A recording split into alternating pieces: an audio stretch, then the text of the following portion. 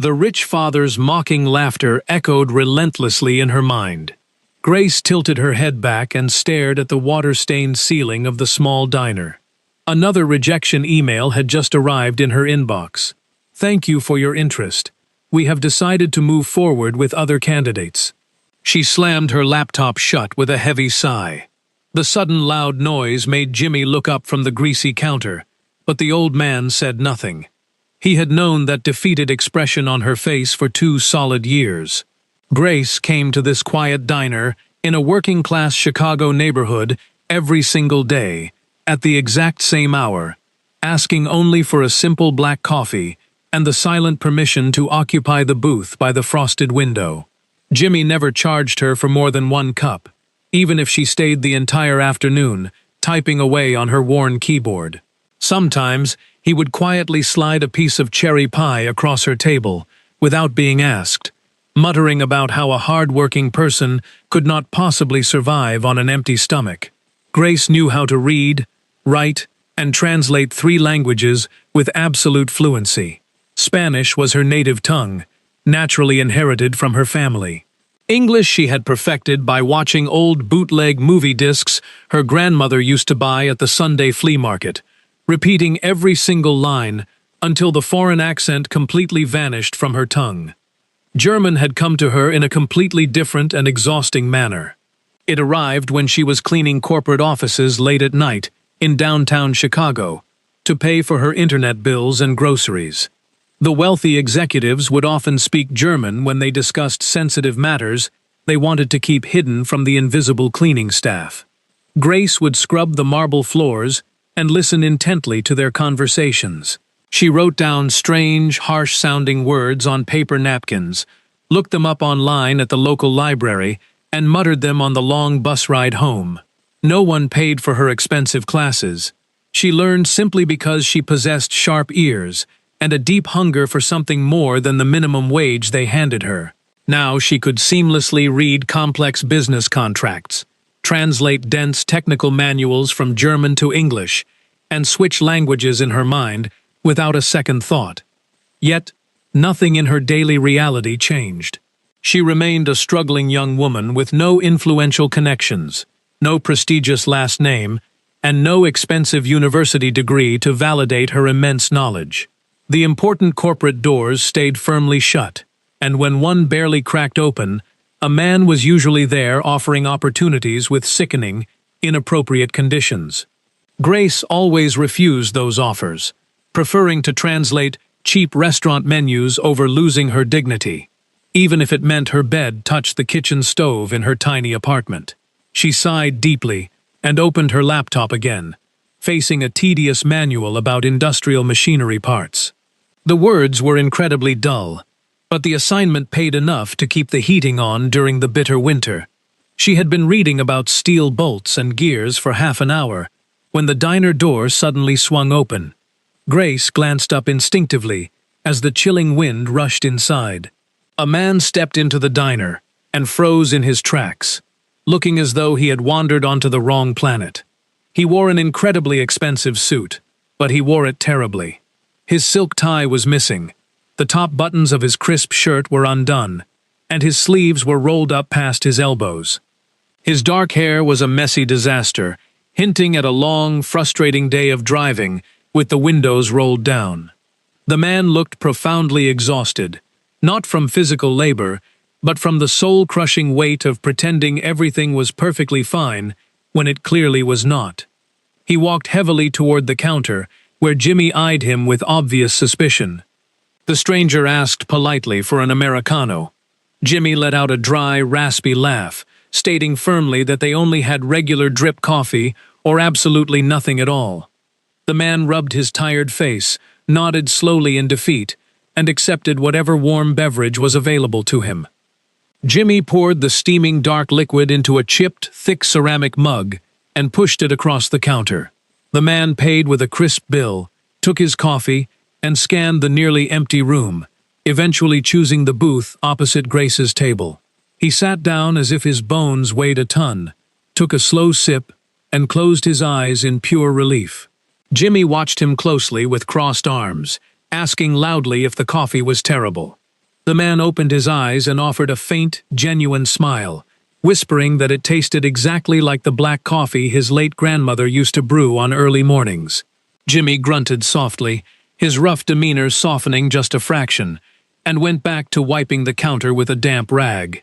Grace tried desperately to focus on her glowing screen, but her eyes kept drifting toward the stranger. He completely clashed with the worn-out aesthetic of the neighborhood diner, yet he did not seem bothered by the cracked vinyl seats. He simply stared out the window at the busy, noisy street, holding the warm mug like a vital lifeline. 20 minutes passed in comfortable silence. The man remained completely still, pulling no phone from his pocket, just breathing in the quiet atmosphere, as if it were the safest sanctuary in the entire city. Grace kept pretending to read the English specifications, but the technical jargon blurred into meaningless shapes on the bright screen. Eventually, the man finished his drink and stared intently at the empty bottom of his mug. Jimmy walked over with a fresh pot of coffee and poured him another generous round, dropping a leftover corn muffin on a napkin beside the table. Jimmy muttered that the food was completely on the house for people who clearly needed a desperate break from the harsh world. The man took a slow, deliberate bite, closing his eyes in silent, profound appreciation for the simple gesture of kindness. Grace felt a strange flutter in her chest, a sudden mix of profound curiosity and deep empathy for a total stranger. Her laptop suddenly pinged loudly with a new email from her demanding freelance client. The message aggressively insisted that the 15-page translation be finished by 8 o'clock the next morning, without fail. Grace checked the dusty wall clock. It was nearly 6 o'clock in the evening. She forced her tired eyes back to the screen, but the complicated mechanical terminology made zero sense to her exhausted brain. 10 minutes later, she heard soft footsteps and looked up to find the stranger standing near her table. He wore an apologetic expression and gently asked if he could offer some assistance, mentioning he had accidentally seen her struggling with the complex engineering terms on her display. Grace instinctively pulled her laptop closer, a protective gesture born from years of dealing with men who expected something in return for their uninvited help. The man immediately raised his hands in a peaceful, non-threatening gesture, assuring her he meant no intrusion whatsoever. He explained calmly that he worked extensively with industrial manufacturing equipment and might know the exact terminology she was desperately searching for. Grace studied his face carefully, searching for the usual arrogant smirk or the inappropriate lingering gaze, but she found absolutely none of those warning signs. She saw only a genuinely tired man offering a small favor, with zero hidden expectations attached to his words. She hesitated for a brief moment, but the looming deadline and her mounting frustration finally won out. She gestured to the empty chair across from her, challenging him to define a highly specific bearing used in high-speed turbines. The man smiled softly, sat down while maintaining a respectful distance, and leaned forward to read the English text. His dark eyes scanned the dense paragraphs quickly, his brow furrowing in deep, professional concentration. Within seconds, he explained the exact mechanical concept, in clear, accessible language, offering the precise English and Spanish industrial equivalents, without a single ounce of condescending superiority, in his smooth voice. For the next 40 minutes, they worked together in a surprisingly comfortable rhythm. He explained complicated stress tolerances and thermal dynamics, while she rapidly typed the flawless translations into her document. It was a bizarre but wonderful experience for Grace to collaborate with someone who treated her strictly as an intellectual equal. She found herself relaxing her guarded posture, asking detailed questions without any paralyzing fear of sounding uneducated. Whenever she corrected his understanding of a subtle linguistic nuance, he accepted her expertise with genuine gratitude. When they finally completed the most difficult section, Grace leaned back in her chair and offered him a sincere, heartfelt thank you. The man shrugged modestly, claiming the mental distraction was exactly what he needed to escape his own complicated reality. Grace, feeling bolder than usual, asked what kind of terrible problems a man in such an expensive suit could possibly have. He smiled with a touch of deep sadness, replying that his problems were exactly the same as everyone else's, merely dressed in much finer clothing. He introduced himself as Samuel, extending a well-manicured hand that bore faint, faded scars from working with actual tools. Grace shook his hand firmly, introducing herself as a freelance translator who practically lived in neighborhood coffee shops trying to make ends meet. They spent the remainder of the evening talking about their completely different, yet surprisingly parallel lives. Samuel confessed that his family owned a massive manufacturing empire in the city, but he despised the endless corporate politics and the wealthy socialites he was forced to entertain. He preferred the quiet solitude of the engineering lab over the loud, fake laughter of luxurious boardrooms. Grace shared her own struggles, her deferred dreams of becoming an international interpreter, and the harsh reality of being entirely self-taught in a world obsessed with expensive paper degrees. Samuel listened with an intensity that made Grace feel truly seen for the very first time in her adult life. When Jimmy finally announced he was locking the doors in 20 minutes, both of them looked around in absolute shock.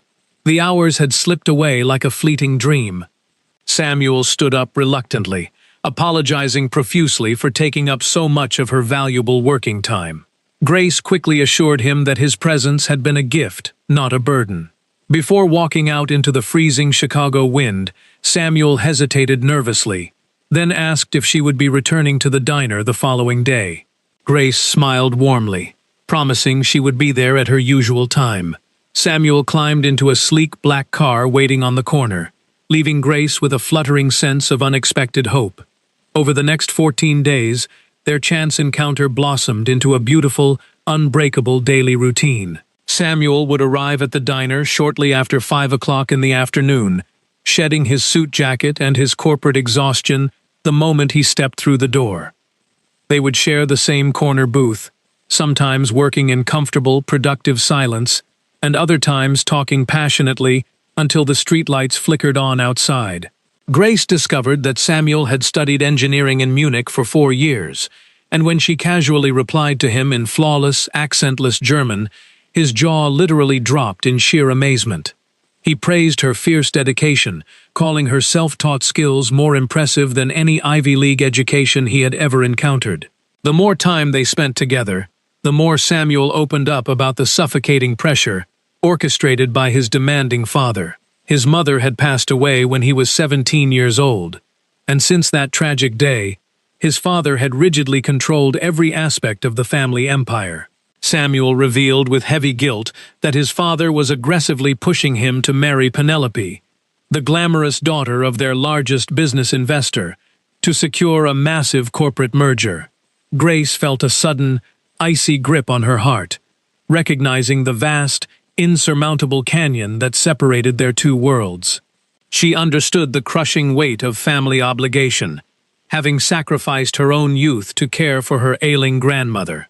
One rainy Tuesday, Samuel arrived at the diner to find Grace engaged in a heated, frustrating phone call with a notorious client. She was fiercely defending her rates, refusing to complete 10 extra pages of complicated translation for absolutely no additional pay. When she finally hung up the phone in a burst of righteous anger, Samuel praised her unwavering boundaries, validating her professional worth in a way nobody ever had. His unwavering support gave Grace a profound sense of inner strength.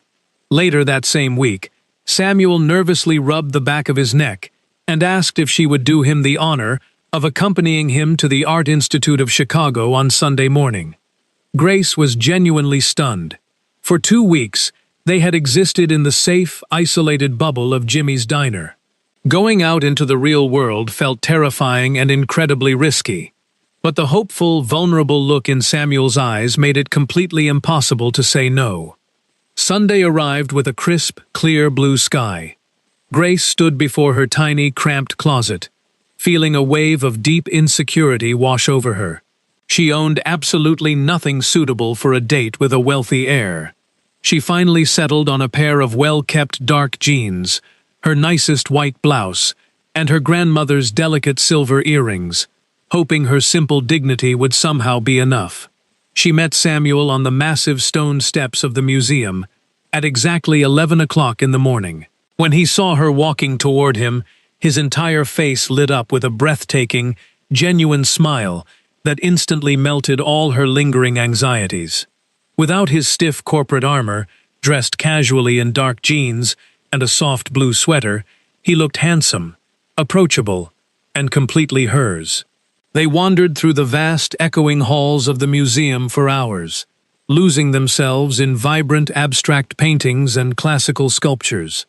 Samuel spoke passionately about how his late mother used to bring him here, teaching him to look beyond the surface of the canvas to find the hidden truth within. After leaving the quiet museum, they walked leisurely through Millennium Park, surrounded by loud street musicians, laughing families, and the towering, majestic skyline of Chicago. They stopped beneath the sprawling branches of a massive, ancient oak tree, away from the bustling crowds. Samuel turned to face her, his expression turning deeply serious. He confessed that the past 2 weeks with her had been the absolute best days of his adult life. He told Grace that when he was with her, he didn't have to pretend to be the perfect corporate heir. He could just be a man. Grace, her heart pounding furiously, admitted she felt exactly the same liberating safety with him. Samuel took a small, hesitant step closer, closing the distance between them until Grace could clearly see the tiny flecks of gold in his warm brown eyes. He gently cupped her face in his hands, giving her every opportunity to pull away, but she leaned forward instead. The kiss was slow, incredibly tender, and completely overwhelming. It felt like coming home after a long, exhausting journey in the freezing cold. When they finally pulled apart, both were smiling like foolish teenagers. Samuel rested his forehead against hers, taking a deep, ragged breath, before asking the terrifying question that would inevitably change everything between them.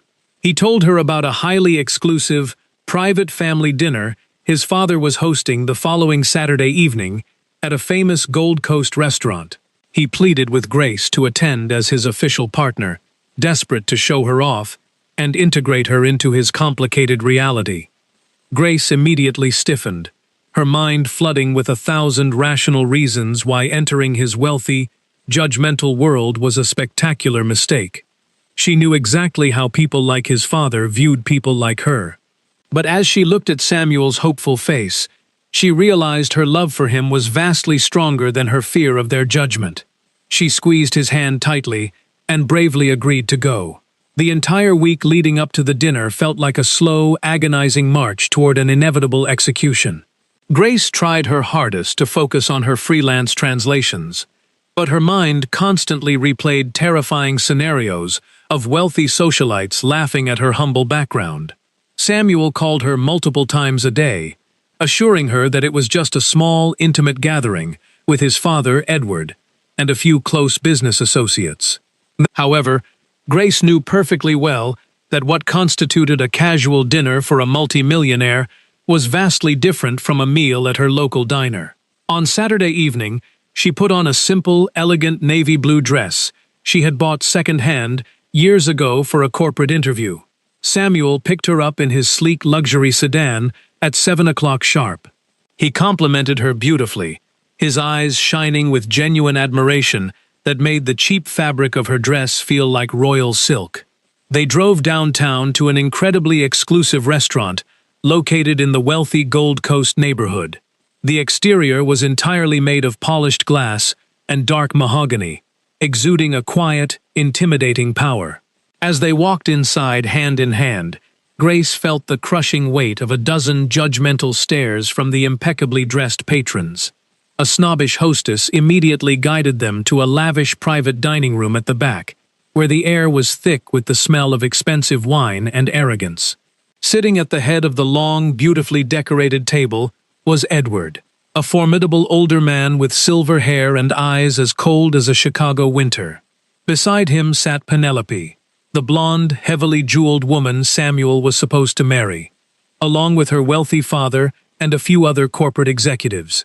Samuel introduced Grace with unwavering pride. Edward did not even bother to stand.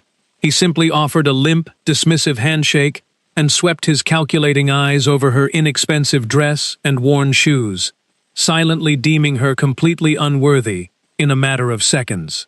Grace kept her spine perfectly straight, refusing to let his silent cruelty break her confidence.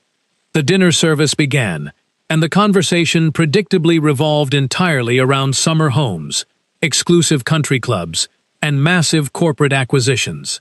Grace sat quietly, ordering the simplest roasted chicken on the French menu, acutely aware of Penelope's condescending smirks.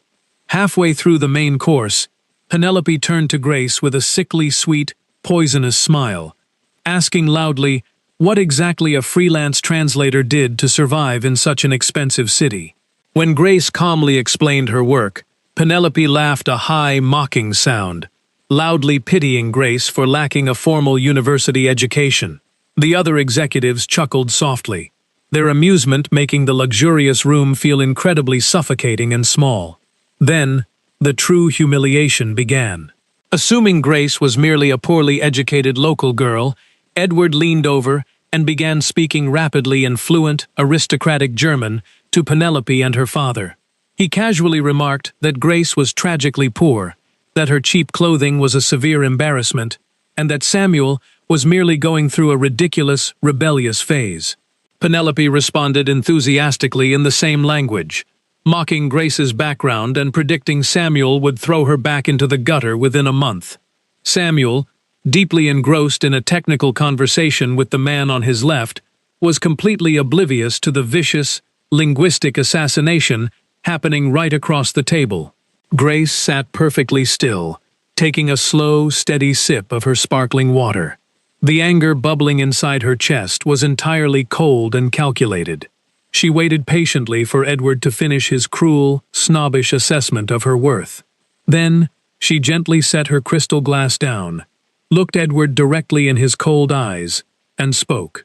Her German was absolutely flawless, sharper and more grammatically perfect than anything Edward had managed. She calmly agreed with him, stating in German that yes, she was indeed poor, and her clothes were certainly not designer labels. But she possessed something far more valuable than his inherited wealth: genuine, unshakable integrity. The deafening silence that instantly fell over the private dining room was magnificent. Edward froze completely, his fork hovering inches from his mouth, his face draining of all color. Penelope looked as if she had just been slapped across the face with a brick. The other executives stared at Grace in sheer, unfiltered shock. Samuel turned around, instantly sensing the massive shift in the room's atmosphere, and realized exactly what his brilliant partner had just done. Grace did not break eye contact with Edward, continuing in perfect German to explain that his son loved her for her mind and her spirit, things that his massive bank account could never, ever purchase. Edward slowly placed his silver fork on his expensive china plate. The initial shock on his wrinkled face slowly morphed into a grudging, reluctant respect. He stared at the fierce young woman sitting across from him, and finally let out a loud, booming laugh that startled everyone at the table. He switched back to English, completely ignoring a humiliated Penelope, and praised Grace for having more courage and intelligence than his entire board of directors combined. He formally apologized for his rude assumption. Samuel squeezed her hand firmly under the table, his chest swelling with immense pride. But Grace knew deep down that this battle was far from over. The few days following the dramatic dinner felt strangely quiet, like the eerie calm right before a massive, destructive hurricane. Samuel was absolutely ecstatic, repeatedly telling Grace how much his father had praised her fierce intellect after they left the restaurant. But Grace was not naive. She knew powerful men like Edward did not simply surrender their grand corporate plans because they were impressed by a clever comeback. Her dark suspicion was confirmed on a gloomy Wednesday afternoon when her cheap cell phone buzzed with an unknown caller ID. It was Edward, his voice entirely stripped of the previous evening's amusement, demanding she meet him at his downtown corporate office the next day at precisely 3 o'clock in the afternoon. Grace told no one about the ominous phone call. She rode the rattling subway train into the loop, staring blankly at the gray cityscape blurring past the dirty windows. She navigated the intimidating, marble-floored lobby of the massive skyscraper and rode the silent elevator all the way up to the 15th floor. Edward's corner office was a terrifying monument to absolute wealth and ruthless power, featuring floor-to-ceiling windows overlooking the vast expanse of Lake Michigan. Edward sat behind a massive oak desk, wearing a dark, bespoke suit, and motioned for her to sit in the solitary leather chair placed intentionally lower than his own. He did not bother with pleasantries. Edward leaned forward, folding his manicured hands, and casually offered Grace exactly $500,000 to completely sever all ties with his son. He slid a sleek, embossed business card across the polished wood, instructing her to call his private lawyer to arrange the immediate wire transfer. He spoke to her not with overt malice, but with a terrifying cold logic. He argued that the money would pay for the expensive university certifications she desperately wanted, allowing her to escape her cramped apartment and build a comfortable, independent life. He chillingly predicted that her vast differences from Samuel would eventually breed bitter resentment anyway. Grace stared at the small white card, the massive sum of money echoing loudly in her head. $500,000 was a sum so astronomically high it could instantly erase every single financial terror she had ever known. She thought about her worn-out shoes, the drafty windows in her apartment, and the agonizing fear of missing a rent payment. But then she pictured Samuel's warm smile, his unwavering support, and the safe haven they had built together in Jimmy's diner. She picked up the lawyer's expensive card, looked Edward straight in the eye, and slowly tore it into tiny, unrecognizable pieces, letting them flutter gently into his polished metal trash can. She told the billionaire that his money was completely worthless compared to the profound respect and love she shared with his son, then turned and walked out of the towering building with her head held incredibly high. As soon as she returned to her neighborhood, she immediately called Samuel and told him every single detail of his father's despicable bribe. Within 20 minutes, Samuel arrived at her apartment, his face pale with furious, uncontainable rage. Against her desperate pleas for caution, Samuel stormed out to confront the man who had tried to purchase his future. That night, Samuel officially resigned from his lucrative position in the family empire, walking away from millions without a second glance. The transition to a normal working-class life was not magically easy. Samuel moved into a tiny, run-down apartment down the street from Grace, bringing only his clothes and his personal savings. It was during this incredibly stressful period that they leaned heavily on the kindness of ordinary people. Grace's elderly neighbor, Mrs. Higgins, a sweet widow who loved baking, often brought them warm casseroles, sensing the young couple was struggling to adapt. Mrs. Higgins would sit in Grace's kitchen, sharing wise, comforting stories about surviving hard times through sheer stubborn love, reminding them that true wealth was measured by the people who stood by you during the fiercest storms. Meanwhile, Samuel reached out to his old university roommate, a cheerful, brilliant guy named Marcus, who had started a small, struggling green energy startup on the south side of the city. Marcus enthusiastically offered Samuel a modest engineering position. The salary was barely a fraction of his previous corporate income, and the office was practically falling apart. But for the first time in his entire life, Samuel was building something he actually believed in. He came home every evening with grease on his hands and a bright, untroubled smile on his face. Grace's translation business slowly expanded through Marcus's local industry connections, providing them with just enough stability to breathe easily. Despite their newfound happiness, the gaping hole left by Edward's absence weighed heavily on Samuel's heart, even if he bravely refused to admit it out loud. Grace often caught him staring blankly at the wall when a certain song played on the radio, or completely zoning out during holiday weekends. She knew Samuel loved his father, despite the older man's ruthless, manipulative behavior. Grace quietly hoped that time would eventually soften the bitter resentment between them, but she also fully accepted that they might never hear from Edward again. They were surviving on their own terms, completely free from toxic expectations. And for now, that hard-won freedom was entirely sufficient. Exactly 6 months after the massive fallout, Samuel's phone violently vibrated on the kitchen counter early on a Sunday morning.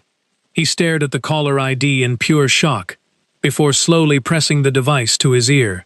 It was Edward, his voice sounding shockingly frail, tired, and entirely stripped of its usual booming authority. He begged Samuel to come to the family estate in Winnetka, strictly requesting that Grace accompany him. Samuel initially refused, wanting to protect their fragile peace, but Grace gently placed a hand on his shoulder and nodded. She understood that running from the past would only give it more power over their beautifully constructed future. They drove to the massive, sprawling suburban mansion in complete, nerve-wracking silence. Edward met them at the heavy oak doors, looking as though he had aged 10 years in a matter of months. He did not lead them into his intimidating office, but instead guided them into a dusty, unused sunroom at the back of the house. On the small wooden table sat a worn leather photo album. Edward opened it with trembling hands, pointing to a faded photograph of a stunningly beautiful woman with a fierce, rebellious smile, standing next to a very young, incredibly happy Edward. He looked up at them with tears shining in his tired eyes. Edward confessed that his late wife, Margaret, had actually grown up in a tiny, impoverished apartment in a rough neighborhood, the daughter of a hard-working mechanic and a seamstress. He explained that when he first brought Margaret home, his own wealthy father had viciously threatened to disinherit him, just as Edward had done to Samuel. Edward's voice completely broke, as he admitted that the years he spent fighting for Margaret's honor were the absolute best, most authentic years of his entire life. When she tragically died, the overwhelming grief had somehow twisted him into the exact same ruthless, class-obsessed tyrant he had once deeply despised in his own father. He turned directly to Grace, his voice barely a whisper, and told her that when she had fiercely defended her dignity in perfect German, refusing to take his insulting bribe, he saw Margaret's exact same unstoppable fire burning in her eyes. He formally, deeply apologized for his horrific arrogance and begged for their forgiveness, completely abandoning his immense pride. Grace looked at the crying billionaire, seeing not a terrifying corporate giant, but a deeply broken man desperate to reclaim the only family he had left. She reached out, gently took his trembling hand, and promised they would try to slowly rebuild their relationship, provided he completely respected their independence. 3 months later, the world had fundamentally shifted in the most wonderful ways. Edward had kept his solemn promise, completely stepping back and allowing Samuel to thrive at Marcus's humble startup without any corporate interference. Furthermore, Edward had officially hired Grace to manage the international communications department for his company's European expansion. She now had a beautiful, sunlit office downtown, and the company happily sponsored the expensive, formal language certifications she had always dreamed of earning. She was finally being properly compensated for her incredible linguistic talents, respected as a brilliant professional rather than dismissed as an uneducated neighborhood girl. One snowy Friday evening, Samuel walked into Jimmy's diner, where Grace was sipping her usual black coffee after a long day at the corporate office. Jimmy smiled broadly, sliding 2 massive slices of cherry pie across the counter before retreating to the kitchen. Samuel slid into the booth opposite her, looking exactly as he had on that very first day, but completely devoid of the crushing exhaustion. He reached across the scratch table, pulled a small velvet box from his coat pocket, and asked her to build a permanent, beautiful life with him. Grace laughed through joyful tears, nodding vigorously as he slipped the simple, elegant ring onto her finger. Life has a fascinating way of teaching us that genuine value is never found in the thickness of a wallet or the prestige of a family name, but rather in the quiet, unyielding strength of a person's character. When you have walked a long path full of hardships, you learn quickly that the superficial markers of success, expensive clothes, grand titles, and fancy dinners, can easily mask a deeply impoverished spirit. True wealth resides in a person's ability to maintain their dignity when the world attempts to make them feel small, and in their courage to love fiercely despite the crushing weight of societal judgment. We often spend our youth blindly chasing validation from closed doors, mistakenly believing that climbing the rigid ladders built by others will eventually bring us peace. Yet, the most profound joy is often discovered when we boldly refuse to compromise our core integrity, choosing instead to build our own tables where everyone is equally welcome. Forgiveness, even toward those who have deeply wronged us out of their own blinded grief, is the ultimate bridge to freedom. In the end, it is the honest connections we forge, stripped of all pretense and fueled by mutual respect, that truly endure the harsh tests of time.